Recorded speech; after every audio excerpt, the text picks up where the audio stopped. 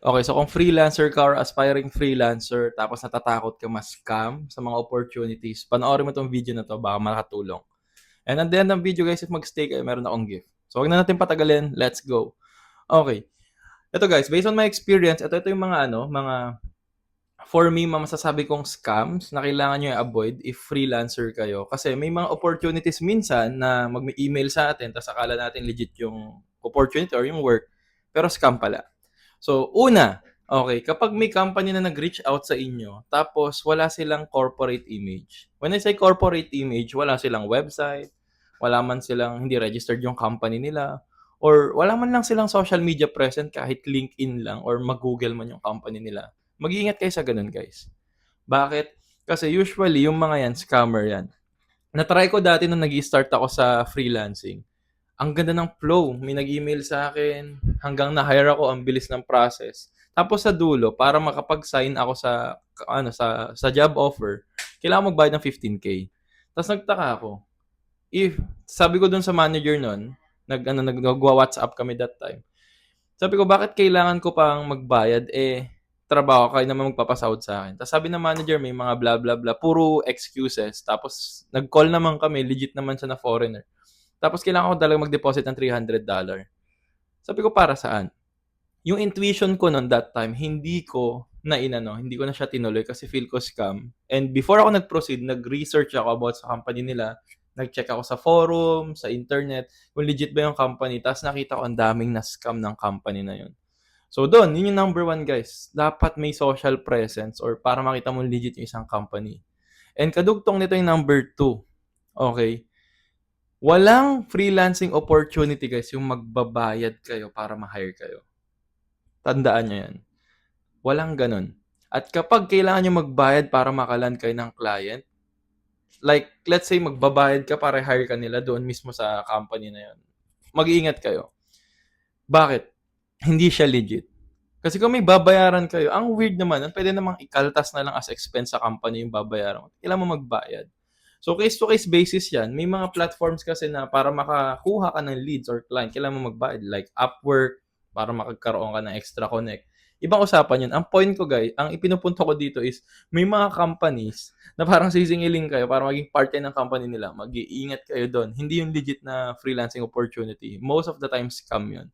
Bakit ka magbabayad? Yung point niya para i-hire ka nila is para bayaran ka nila. So, mag-iingat kayo sa ganyan. Number 3 naman guys is kapag wala kayong contract. Napaka-importante. As a freelancer na kailangan natin meron tayong contract. Yan yung magiging trust natin na black and white na nakasulat sa papel or sa soft copy. No contract, no work. Yun lang yun. Ang hirap magtrabaho na walang kontrata, guys. At check nyo din kung ano yung laman ng contract. Mamaya maipit kayo.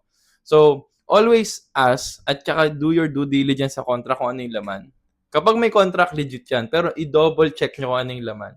Pwede kayo mag-legal advice, ano yung laman nito. Pwede nyo mag-ask sa mga ibang freelancer na tenured kung okay ba tong contract.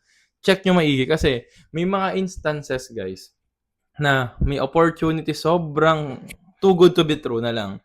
Pero hindi naman pala siya legit kasi walang contract.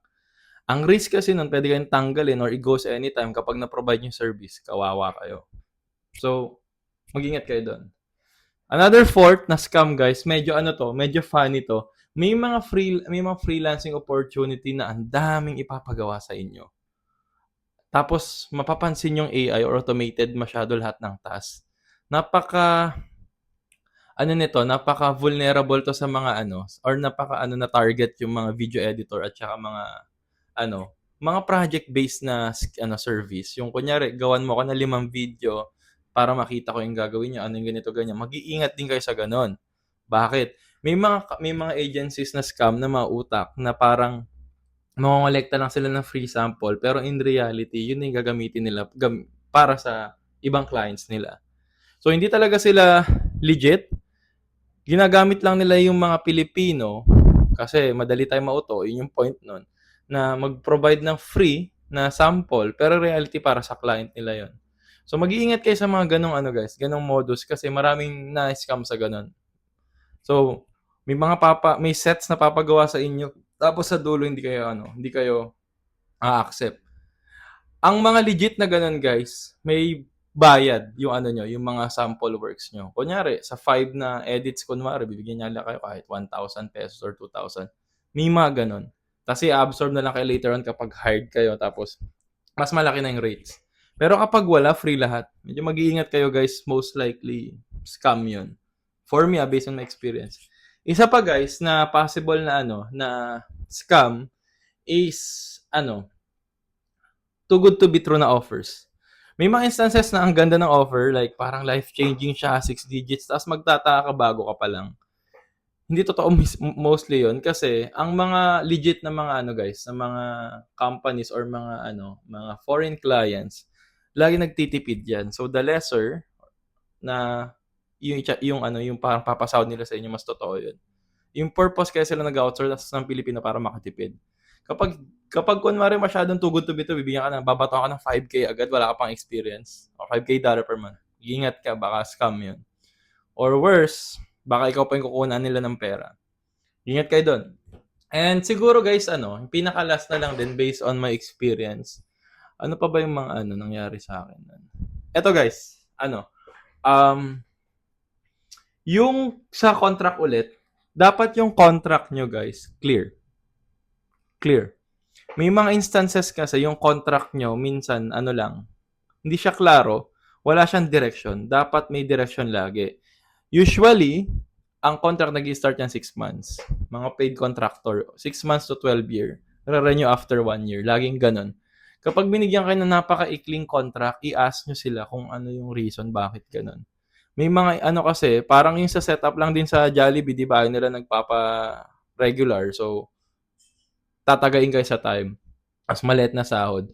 So, check nyo pa rin. Kailangan may career growth.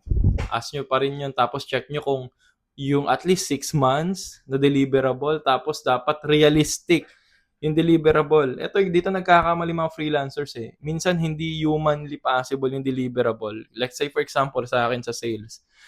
Ang KPI nila sa company nila, kunyari, kaya nila mag-close ng 8 deal, tapos sa'yo re-require ka nila 24 na clients. Napaka-imposible na, hindi nga nila magawa eh. So, kailangan guys, nag-due diligence tayo, chine-check natin maigi lahat, at kailangan talaga guys, alam natin yung mga ginagawa natin.